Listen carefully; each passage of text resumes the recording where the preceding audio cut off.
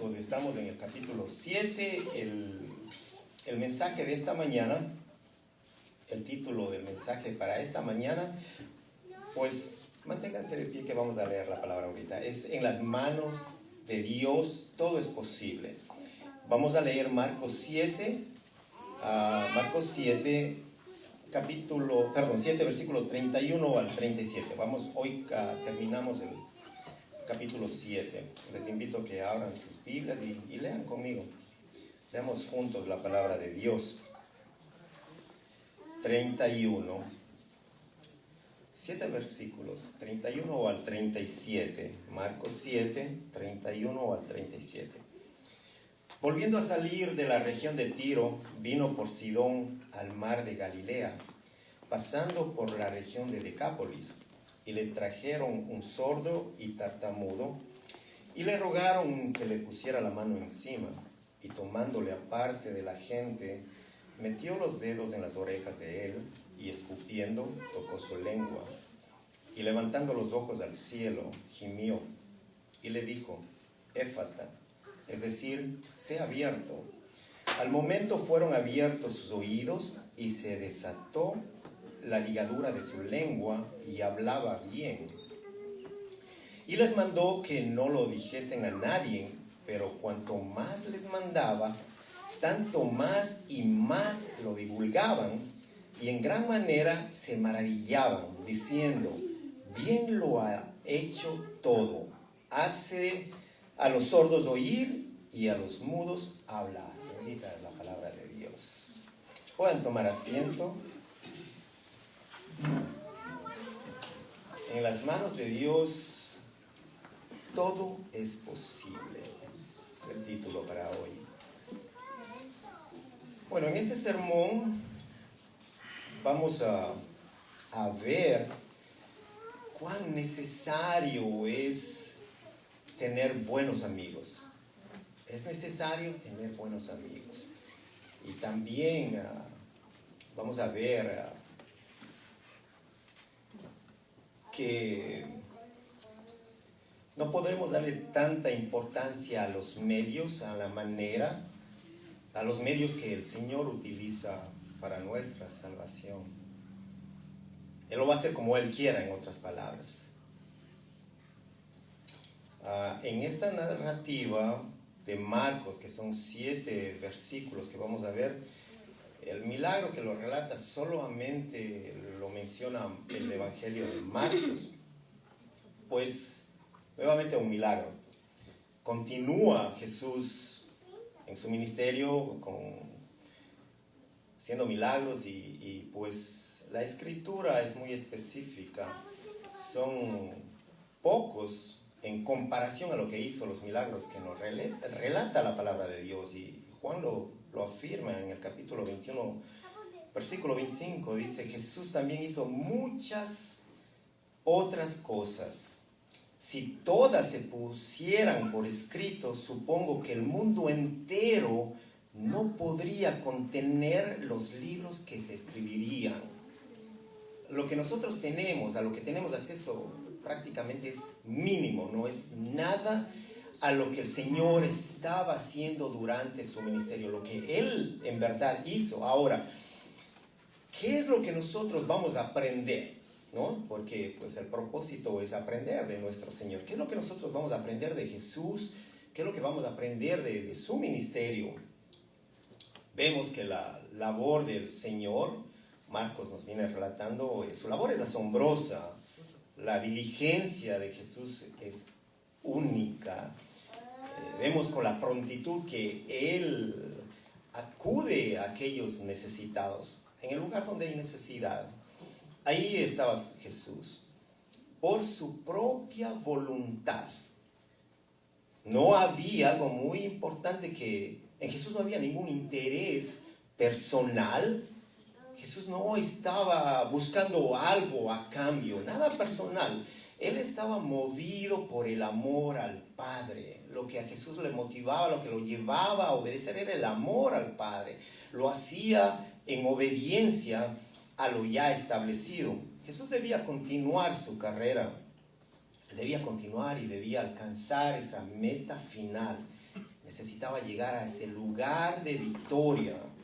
Pues un lugar de victoria puede ser la culminación de metas, de sueños, ¿cierto?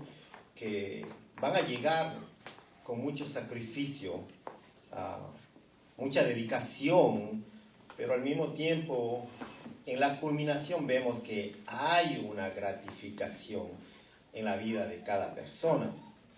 Y es algo que podemos nosotros ver y escuchar en la vida de los deportistas, ¿no? Quienes pues se preparan desde temprana edad, mucho tiempo en su entrenamiento. Por ejemplo, dentro del atletismo hay una competencia que se llama maratón y pues es una competencia de resistencia. Es una carrera que tiene una distancia de 42 kilómetros o 26 millas. Pues 26 millas, ¿qué le podría decir? De aquí más allá de Mazapico, a lo mejor, 26 millas. Pero es una distancia larga. Si usted no lo puede hacer cuenta en kilómetros, 42 kilómetros. Una distancia muy larga para correr. Para esta maratón, para esta carrera, pues aquellos que van a participar necesitan un entrenamiento muy duro, requiere mucha disciplina para poder alcanzarlo, para cumplir. Necesita mucho tiempo para que pues se pueda llegar y culminar a esa meta. Dedicación, perseverancia, y no todas las personas tienen esta disponibilidad. No hay en todos, ni tampoco puede haber una motivación para hacerlo. Solo en pensar se va a cansar. Usted escuche, 42 kilómetros, 26 millas. Bueno, yo camino el mall 45 minutos y son como 2 millas. Ahora usted me habla de 26 millas. Sí, 26 millas sin parar, porque de eso es lo que se trata. No puede parar, no hay intervalos. Es fuerte. Para ello, pues, hay que prepararse. Ahora, cuando nosotros vemos el recorrido de Jesús, cuando Él empezó, nadie lo iba a detener. Cuando Él empezó, no iba a haber un obstáculo para que Él pare y no llegue a esa meta a la que Él necesitaba llegar y alcanzar. Hay algo, sí, que Jesús estaba preparado. Él estaba preparado.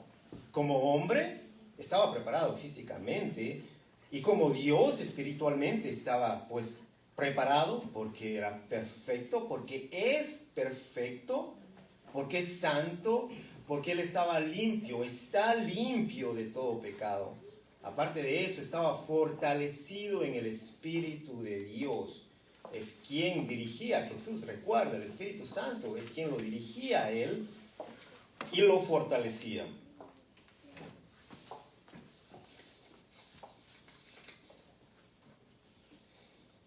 Aquí podemos ver una gran diferencia en estas motivaciones de Jesús y lo que acabamos de mencionar con las metas que uno tiene en la vida de uno, en el mundo. Estamos en este mundo donde vivimos.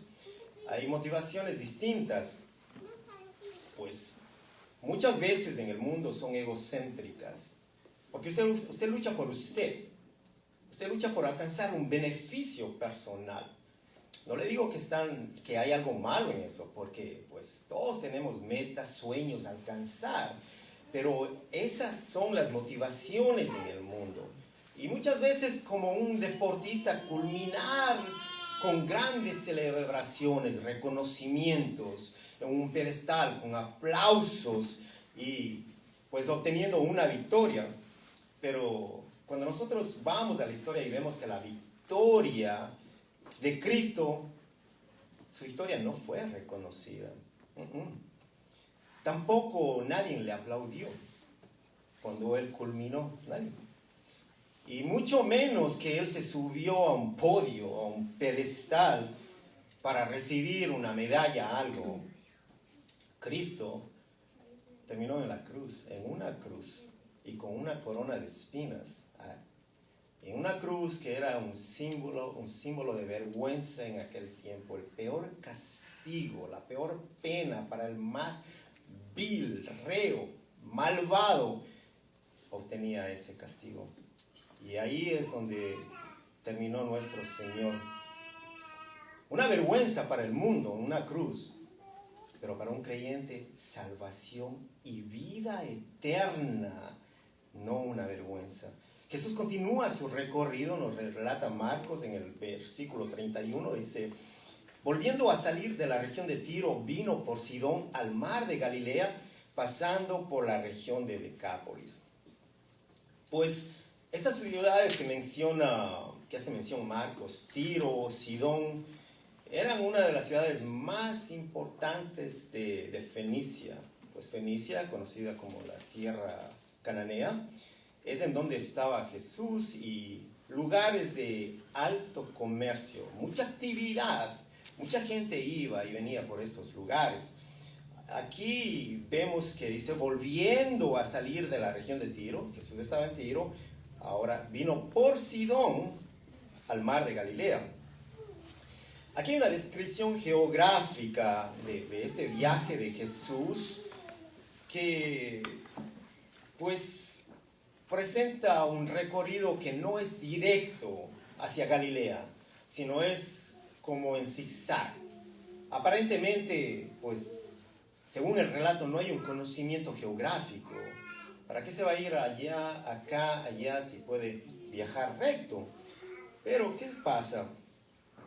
Lo más posible es aducir una razón teológica más que geográfica para poder explicar esto. Una zona gentil, ¿cierto? Una zona pues con una población de gentiles que está a frontera con el mar de Galilea. Pero el propósito del narrador de Marcos es mostrar la continuidad del ministerio de Jesús en tierra gentil. Jesús no opta por irse directo a Galilea, sino se va en zigzag. Entonces muchos dicen, a lo mejor porque no conocían el sector, no conocían el área, pues están yendo de un lado para allá. No, nada de eso. Lo que pasa es que Jesús estaba recorriendo lugares de tierra gentil que no conocían pues la palabra. Ahora, dice que pasando por una región de Decápolis, menciona Tiro, menciona Sidón y también la región de Decápolis. ¿Cuál es esta región? Pues Marcos ya nos había mencionado esta región en capítulos anteriores. En el capítulo 5 nos dice Marcos, nos dice que el versículo 19, mas Jesús no se lo permitió, sino que le dijo, vete a tu casa. ¿Cuál es el contexto? Es del endemoniado. Vete a tu casa, a los tuyos, y cuéntales cuán grandes cosas el Señor ha hecho contigo y cómo ha tenido misericordia de ti. Porque ¿qué pasa? Que cuando una vez que él fue sanado, él quiso ir con Jesús. Dijo, llévame en la barca, parafraseando. Le dijo, no, vete a tu casa. Y en el versículo 20 dice, se fue y comenzó a publicar. ¿En dónde? Dice, a publicar en Decápolis. Entonces, de este lugar Decápolis, habían 10 ciudades, y en este lugar se comenzó a publicar en Decápolis cuán grandes cosas había hecho Jesús con él, y todos se maravillaban, pues ya había rumores, ya conocían lo que Jesús estaba haciendo. Y es por ahí, dice, pasando por la región de Decápolis. Ahora, algo tan interesante que en esta región, después de poco tiempo, se puede ver la constancia de comunidades cristianas en este lugar, por donde pasó Jesús. Hablábamos de que de tierras gentiles, pero llegó Jesús, llegó, enseñó, hizo milagros, y luego se ve una constancia ya de una comunidad cristiana, la importancia de la predicación de la palabra. Y Lucas lo relata en Hechos 27:3. Al día siguiente llegamos al puerto de Sidón, escucha dónde estaban. El capitán Julio trató bien a Pablo, pues lo dejó visitar a sus amigos en Sidón. Ahora, en Sidón, en una tierra gentil por donde había pasado Jesús, dice, pues le dejó visitar a sus amigos. Había una comunidad ya cristiana a visitar a sus amigos en Sidón y también permitió que ellos lo atendieran. Vamos a Hechos 21 para confirmarles. Uno más, me agrada mucho quiero que lo lean conmigo, lo busquen. Hechos capítulo 21, el versículo 3. Vamos a leer el 3 hasta el versículo 6. 21, rato que lo tengan, me avisan y lean ustedes. Amén. 21, versículo 3. 3 al 6 dice: al avistar Chipre, dejándola a mano izquierda, navegamos a Siria y arribamos a Tiro. Ahí, a donde llegaron, arribamos a Tiro, porque el barco había de descargar allí. Y hallados los discípulos, nos quedamos allí 7 días, y ellos decían a Pablo por el Espíritu que no subiese a Jerusalén. Escuchen. Cumplidos aquellos días salimos acompañándonos todos con sus mujeres e hijos hasta fuera de la ciudad, y puestos de rodillas en la playa oramos, y abrazándonos los unos a los otros subimos al barco y ellos se volvieron a sus casas. Una comunidad cristiana, qué hermoso, un lugar de gente gentil pasó el Señor. Y ahora, ¿qué vemos aquí? Ya estaba establecida. Estaban orando juntos con ellos. Estaban compartiendo, se alegraban. ¿Qué? Por causa de la palabra. Pues los lugares que Jesús recorría, lo hacía con propósitos de estos propósitos, de llevar las buenas noticias, de predicar la palabra de Dios, sin hacer distinción. Pues lo acabamos de decir, estaba una tierra gentil, pero ahí estaba el Señor. Jesús no pertenecía a un partido específico de personas. Él no tenía preferencia con ciertos grupos. No, Jesús era el Mesías anunciado en el Antiguo Testamento para ellos. Él estaba ahí, enviado por el Padre a salvar, a restaurar. Ponga atención, el propósito de predicar la palabra y a través de la palabra que el pueblo pueda ser salvado, que los corazones puedan ser restaurados, lo que el hombre lo había corrompido. Ese era el propósito y quiero que lo recuerde. En el versículo 32 dice: y le trajeron un sordo y tartamudo y le rogaron que le pusiera la mano encima. Aquí hay puntos muy importantes. Primero dice, le trajeron un sordo y tartamudo. La persona con doble enfermedad. Luego dice, y le rogaron que le pusiera la mano encima. Bueno, este hombre, un sordo, un tartamudo, ¿quién lo lleva a este lugar? Esa es la pregunta. Él no llegó solo, dice, lo trajeron, dice la palabra, ¿no es cierto? Le trajeron. Pues, no cualquiera le va a llevar. Obviamente, eran algunos amigos de él, conocidos o personas que le estimaban a este hombre para presentarle a Jesús. Recuerden, ellos ya habían escuchado de los milagros, de las sanidades. Pero ¿qué sucede? Es un sordo y un tartamudo. En el Antiguo Testamento, la sordera aparece como una descripción de la rebeldía en contra de Dios. Isaías 42:17 dice: pero retrocederán llenos de vergüenza los que confían en los ídolos, los que dicen a las imágenes, ustedes son nuestros dioses. 18. Sordos, escuchen, ciegos, fíjense bien. Esa es la referencia. Un hombre sordo, un hombre tartamudo, necesita que Jesús le abra sus oídos para escuchar el mensaje del reino, para poder escuchar ese mensaje del reino de Dios. Y es la petición de estos, quien le traen a este hombre enfermo, pues, digamos de estos amigos que le traen a un hombre gentil. ¿Y qué es lo que ellos piden? Dice, le rogaron, estaban rogando. Anteriormente veíamos como una madre suplicaba y rogaba a Jesús, lo imploraban, le rogaban que le pusiera la mano encima. Había una petición de estos amigos. No simplemente dijeron, mira, sánalo. No, sino que lo rogaban que lo toque con su mano. Ahora, ¿qué pasa? Este es un gesto muy habitual en los relatos de sanidad que vemos en la palabra. Ese contacto físico con Jesús. Y Marcos nos hace el relato desde el capítulo 1. El primer capítulo de Marcos, en el versículo 31, dice, entonces él se acercó y la tomó de la mano y la levantó. ¿Cuál es el contexto? La suegra de Pedro. Dice, la tomó de la mano, hubo contacto físico y la levantó. E inmediatamente le dejó la fiebre y ella le servía. ¿Qué sucedió en el momento, luego de que ella fue sana? Dice, le servía.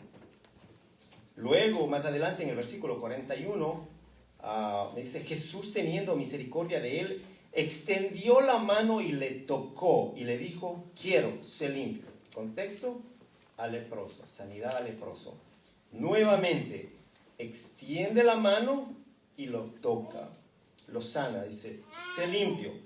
Más adelante, el capítulo 3, versículo 10, Marcos nuevamente nos relata, porque había sanado a muchos de manera que por tocarle, contacto físico, por tocarle, cuantos tenían plagas caían sobre él. Jesús los tocaba y caían. Muchos endemoniados, muchos enfermos, Jesús los tocaba y eran sanos. Más adelante vemos a un principal de la sinagoga, Jairo, también se le rogaba mucho diciendo, mi hija está agonizando, ven y pon las manos sobre ella para que sea salva y vivirá. Todos tenían ese conocimiento, que Jesús los toque.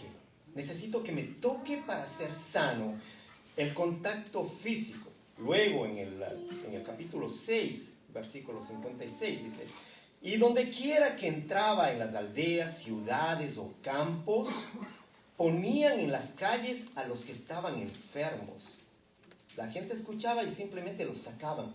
Los ponían ahí en las calles, a los que estaban enfermos, y le rogaban que les dejase tocar, siquiera el borde de su manto. Y todos los que le tocaban quedaban sanos. Todos los que le tocaban quedaban sanos. Por lo menos permítanos tocar el borde de tu manto. Eso es la manera como fue sana la mujer del flujo de sangre. El Señor dijo, poder de mí ha salido. ¿Quién? Por tocarle por lo menos tu manto. Era ese contacto físico que ellos buscaban. Y vemos pues que Marcos nos relata una y otra vez. ¿Y a dónde llega pues Jesús? Por donde Él pasa hay mucha necesidad, hay muchos que están enfermos, muchos claman, muchos caen postrados ante el Señor, muchos llegan desesperados, llegan angustiados, pero hay algo en común en cada uno de ellos, que están seguros y confían que el Señor puede sanarlos. Ellos tienen la confianza que Él puede sanarlos. Caen de rodillas, vienen de distancias muy largas y desean por lo menos tocar su manto, pero desean estar cerca de Jesús.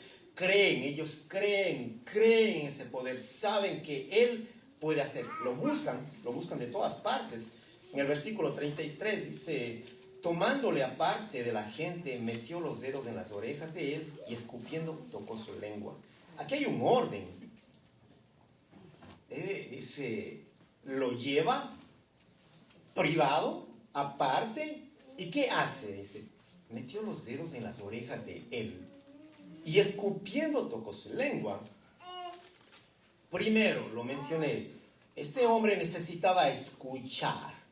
Entonces, el orden de Dios, primero tiene que escuchar para que pueda creer, ¿no? Pues primero va el dedo en su oreja. Y así que este hombre pudiera prorrumpir en alabanza, en júbilo, con voz alta, con voz fuerte pueda alabar, dice Isaías 49:13.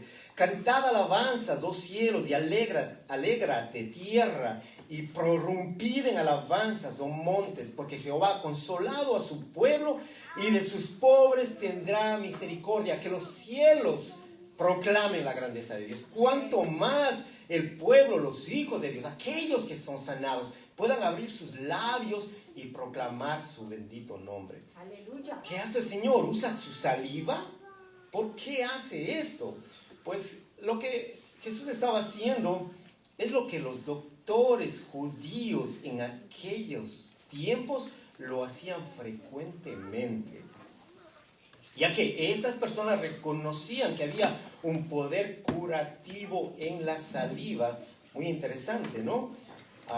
Mire que hasta el momento poner saliva aquí en los oídos y en los orificios de la nariz se lo hace a un candidato al bautismo según la liturgia romana. Saliva, aquí y acá. Pues eso es lo que estaba haciendo el Señor, estaba siguiendo la tradición, lo que se hacía en ese momento comúnmente, pero la actitud de Jesús vemos que es muy contraria a lo que se ve ahora. Lo llevó aparte, estaba separado, estaba privado, para sanarlo. En este caso específico, hablemos así, él no lo estaba haciendo públicamente, pero hay algo que nos quiere enseñar, porque hay una enseñanza atrás de todo lo que hace el Señor, ¿no? Él trae sanidad, lo hace, pero Él no está buscando nuevamente, Él no está buscando que lo reconozca. Noche de sanidad, noche de milagros, hermanos. Vengan el miércoles los que necesitan ser sanos. Vengan, por favor. Avisen a toda la ciudad. Noche de sanidad. Prepárense, hermanos, para que los puedan empujar, pero fuerte, que se caigan. Hermano, venga con sus muletos y usted va a salir corriendo, sano. Pero Señor, hermano, si yo estoy bien, ¿cómo que muletas? No, usted traiga y luego las echa y pues ahí planificamos el show de la noche, porque lo podemos llamar show. Mentira, engaño, falsedad. El Señor los apartó, lo hizo de una manera privada, siendo el Dios altísimo. Él no estaba buscando. ¿Por qué estos falsos maestros no van a un hospital sin que los vea nadie, sin cámaras, sin testigos, y sanan y levantan a aquellos que están enfermos? Si tuvieran el poder, ese poder le pertenece a Dios. Amén. Y Él lo va a hacer como Él quiere. Y el momento que Él quiere, no el momento que usted diga, eres sano. Ese no es el verdadero evangelio. Y aquí pues vemos la actitud de nuestro Señor. Y es muy fácil, pues, identificar a aquellos falsos. Es muy fácil. Y hay que tener mucho cuidado, porque son expertos en despedazar a las ovejas de Cristo, de Dios. Esa es su expertise, allí. Despedazarlos y quitarlos todo lo que tienen. Absolutamente todo.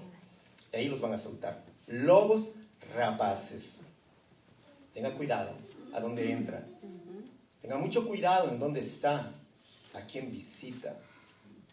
Y si hay un familiar, un amigo, dígale que corra por su vida. Háblelo. Versículo 34. Levantando los ojos al cielo, gimió y le dijo, éfata, es decir, sea abierto. Jesús exclama una palabra, una expresión aramea, que significa ábrete. Ahora, por esta zona de Decápolis se hablaba el dialecto arameo. Y Jesús no es la primera vez que lo hace, anteriormente lo había mencionado, capítulo 5, cuando le dice Talita Kumi, le dice a la niña, también una expresión hebrea. Luego habló sobre el corbán, nuevamente otra expresión aramea. Y más adelante la va a volver a hacer en el capítulo 15, cuando dice Eloí, Eloí, lama sabactani, otra expresión aramea.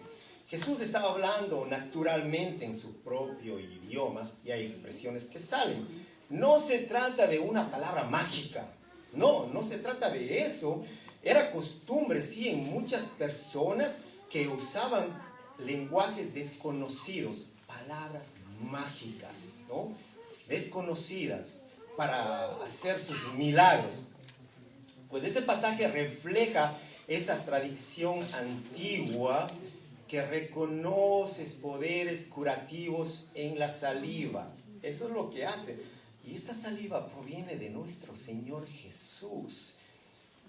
Pues ellos saben que hay poder en Él, saben el poder curativo, que tiene el poder de lo alto del cielo para salvar. Y pues obviamente en lo que Él toque, en lo que Él ponga su saliva, va a haber pues ellos creen y están seguros en esto. Pero Jesús no lo hace solo, algo más que nos muestra en este versículo. Él levanta su vista al cielo. Lo hace con el Padre cuando levanta sus ojos y mira al Padre. Él no hace nada solo. No lo hace nada. Gime, dice que gime en dolor. Pero ¿cuál es el dolor? Ese momento que el Señor gime, hay un dolor al ver la enfermedad de este hombre. Pero al ver la enfermedad de este hombre, Él sabe que hay multitudes que están enfermos. Es el gemir en ese sufrimiento, en ese dolor. Pero cuando Jesús está presente, está su misericordia para cada uno de ellos. Y no hay absolutamente nada imposible al frente de nuestro Señor. Sabemos que aún la muerte fue derrotada. Y hay algo que nosotros no podemos hacer, es desesperarnos. ¿Por qué? Por los demás, por los familiares, por los amigos. No podemos tampoco considerar que nuestros corazones son tan malvados, tan perversos y no pueden ser transformados. O alguien que veamos, esa persona es que el Señor, imposible que lo pueda, tan malvado, no la va a poder perdonar, no podemos considerar eso. No hay nada imposible para nuestro Señor. ¿Quién sanó a un sordo mudo? Pero Él lo sanó y Él aún vive, aún está sanando. Todos esos casos que la ciencia no puede, no tienen solución, que le dicen, tiene usted 3 días, una semana, y la gente vive 15, 20 años más. Si nosotros los traemos y los presentamos a Cristo, sabemos que hay una esperanza, sabemos que es el único que tiene el poder. ¿Qué sucedió en el versículo 35? Luego de estas palabras, dice, al momento fueron abiertos sus oídos y se desató la ligadura de su lengua y hablaban bien. Bueno, medios que el Señor los usa con un propósito de despertar la fe. La saliva no fue lo que sanó a este hombre, Jesús lo usó como un medio para que él crea, para que él pueda creer en el Señor. Y es la manera que Jesús hace, Él busca despertar en cada uno de nosotros nuestra fe. Y Él va a usar todos los medios posibles. Él va a usar pruebas, va a hacer milagros, necesidades para despertar nuestra fe. Él no usó un medio convencional, pero los que usa Él son efectivos. Él usó medios cotidianos, lo que la gente hacía, un poquito de saliva y será sanado. Y yo le digo, yo creo que muchos de ustedes han visto en amistades familiares, se cortó al niño, ven mi hijo, sana, ¿qué es lo que hace? Sana. Y en verdad, yo tenía un amigo que en todo se ponía, aberturas y todo, y lo miraba, wow, mira, es que me sana, pero encima se ponía un poquito de no sé qué cosa más, de ceniza, y se sanaba, y de verdad se sanaba, decía, wow, decía, es que yo sé que eso me sana. Y eso es lo que está haciendo un medio cotidiano, ordinario que el Señor está usando. Y Él va a usar, hermanos, nuestras familias, va a usar amigos, no importa el medio, lo más inconcebible el Señor va a usar para hacer su obra. Él lo va a usar. Nosotros no podemos oponernos a los medios que Él use, en nuestras necesidades personales, no lo podemos hacer. En el versículo 36 dice, y les mandó que no lo dijesen a nadie, pero cuando más les mandaba, tanto más lo divulgaban. El Señor les dice, no hablen, no digan nada. ¿Y ellos qué hacen? Ellos iban y hablaban y proclamaban las grandezas de nuestro Dios. En definitiva, pues, en este último versículo hay ecos evidentes de dos pasajes del Antiguo Testamento. Primero, de Génesis 31, en el que Dios mismo, ¿qué hace? Dios mismo observa el resultado de su acción creativa y reconoce que todo lo que ha hecho era muy bueno, que todo lo que él había hecho era muy bueno. Y esta conexión con este último versículo nos describe algo muy importante. Tomen en cuenta esto. Describe la acción de Jesús como restauración de una creación caída. Jesús está obrando, Jesús está restaurando lo que en el principio el Padre lo hizo muy bueno. Ahora dicen, todo lo hace bueno. Él está restaurando esa creación caída. Él está recuperando ese estado inicial en el propósito de Dios. En segundo lugar, mención a Isaías 35:5, donde el profeta, ¿qué hace? Nos hace un relato de un futuro escatológico de Dios, donde serán abiertos, dice, los ojos de los ciegos, los oídos de los sordos se despertarán. Entonces el cojo saltará como un venado y cantará la lengua del mudo. Eso es lo que está relatando.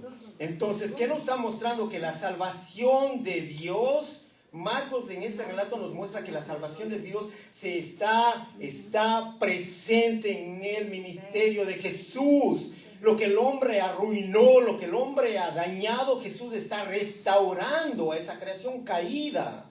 Eso es lo que está haciendo el Señor. Como conclusión, recordemos que Jesús, Él sigue y seguirá y continúa buscando despertar nuestra fe. ¿A través de qué? A través de cosas cotidianas.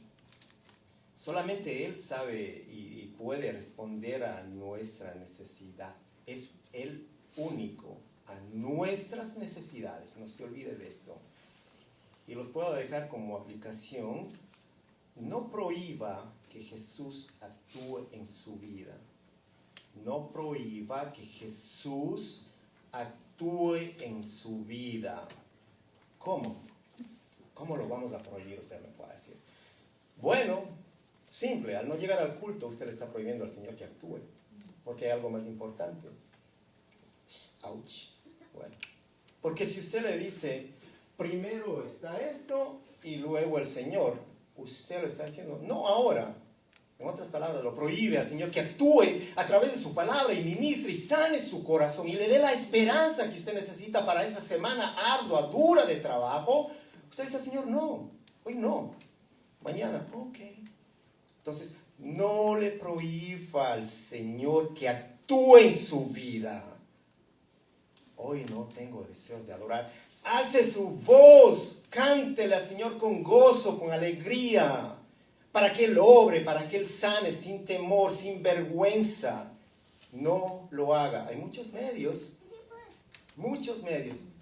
Hoy no puedo salir a ayudar a alguien. No vaya, porque usted va a estar bloqueando una bendición de Dios. Cuando el Señor le llama a hacer algo, hágalo. No le prohíba al Señor actuar en su vida, para que a su vez usted sea ese canal de los demás, de tanta necesidad que hay. Cierro con este versículo, primera de Timoteo 1:9. Pues Dios nos salvó y nos llamó para vivir una vida santa. Nuevamente, pues Dios nos salvó y nos llamó para vivir una vida santa. No lo hizo porque lo mereciéramos, sino porque ese era su plan desde el comienzo del tiempo, para mostrarnos su gracia por medio de Cristo Jesús. Y ahora todo esto Él nos los ha hecho evidente mediante la venida de Cristo Jesús nuestro Salvador. Destruyó el poder de la muerte e iluminó el camino a la vida y a la inmortalidad por medio de la buena noticia. ¿Por medio de qué? Por medio de su evangelio, su bendita palabra. Bendito eres tú, Señor. Gracias por tu palabra. Padre amado, qué oportunidad siempre la que tú nos das, cada momento, cada día, para venir a tu presencia, Señor, y arrepentirnos de nuestros pecados. Que, Señor, esa sea la actitud de aquellos, Señor, que se han alejado, que te han fallado, que puedan arrepentirse y presentarse ante ti, en ese Dios que no hace excepción de personas, aquel que todo lo hace posible en sus manos, Dios amado. Te pedimos por ellos, Señor. Te pedimos que tu palabra los pueda llevar a tus pies. Y sobre todo a nosotros, a tus hijos, como cristianos, que tu palabra, Señor, nos lleve allá, a ese lugar, a ese encuentro, a ese lugar, a la cruz, para poder deleitarnos, Señor, en tu presencia. Padre, oramos. Gracias, mi Dios amado. Gracias, Dios Altísimo, porque tú nos muestras que no se trata de los medios que tú usas. Señor, tú puedes usar a una mascota para mostrarnos tu verdad.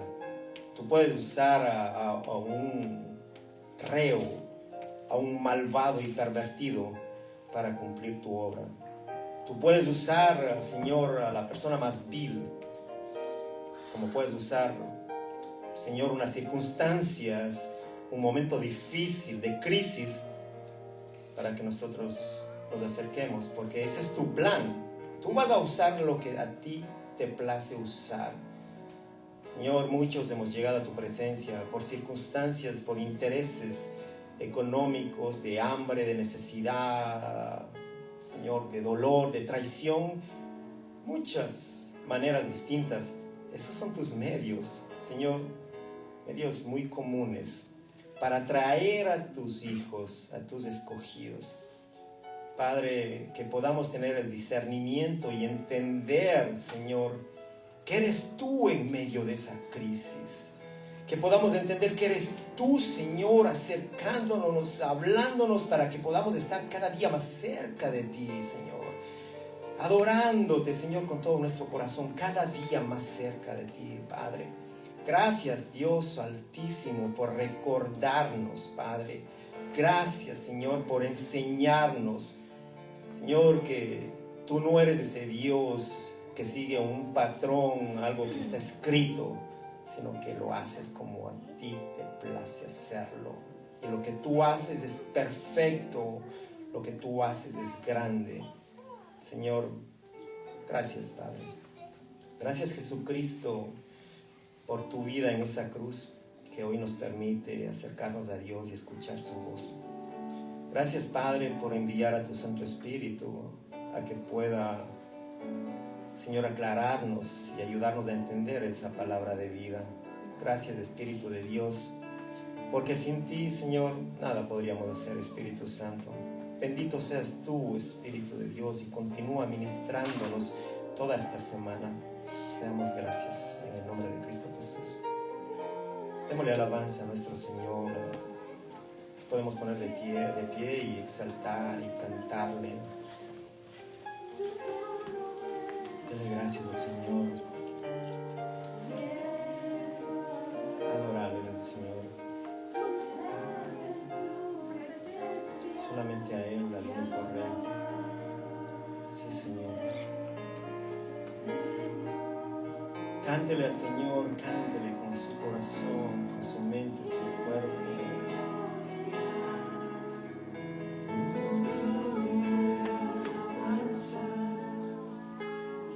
Su trono de gloria, Señor, sí, Jesús. Sea sentado, Padre.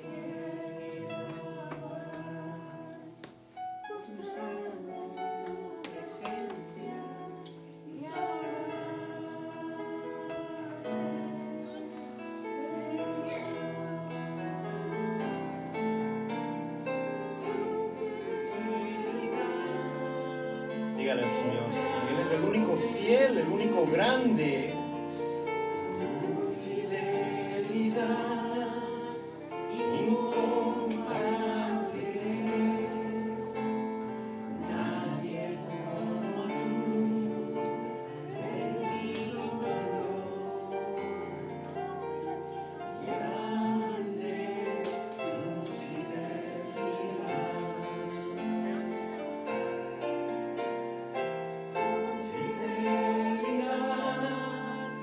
Es grande, tu fidelidad.